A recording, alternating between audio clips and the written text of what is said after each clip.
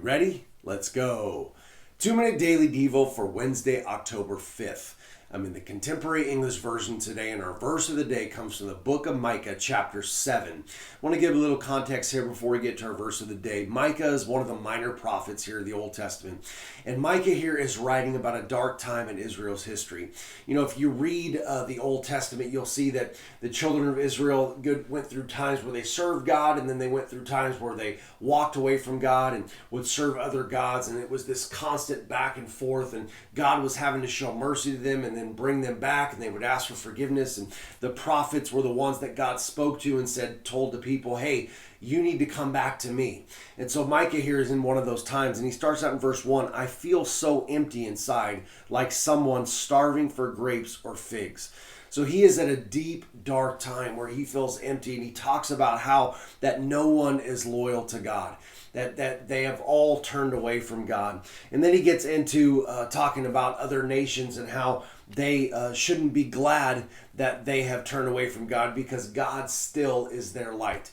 He knows that deep down that the people of Israel will come back to, and he's believing for that, they'll come back to their first love. He then talks about how he prays to God, and as the prophet, he says, lead your people, Lord, come be our shepherd. He's crying out to God.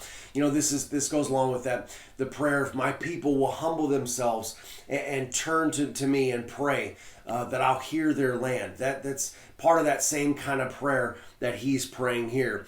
And then in verse 18, our verse of the day, Micah is calling out to God, and he's just glorifying God for how amazing he is. He says this, our God, no one is like you. We are all that is left of your chosen people. You freely forgive our sin and guilt. You don't stay angry forever. You're glad to have pity. Micah is reminding God of his grace and his mercy. He's reminding God of how good and how amazing he is, and that he's a God that's long-suffering. You know, sometimes we have to do that. We have to remind God of how amazing he is, and not that he forgets. Here's what God's doing.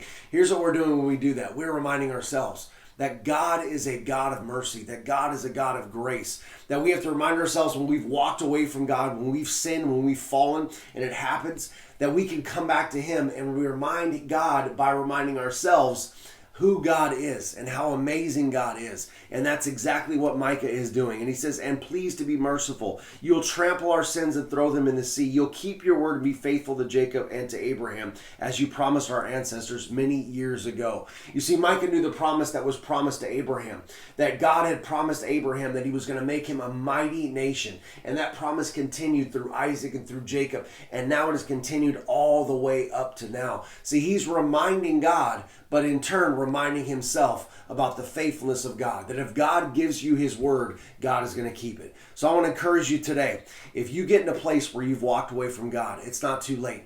Call back to God and remind him and remind yourself about how good God is. All right, that's it, guys. I'll talk to you tomorrow.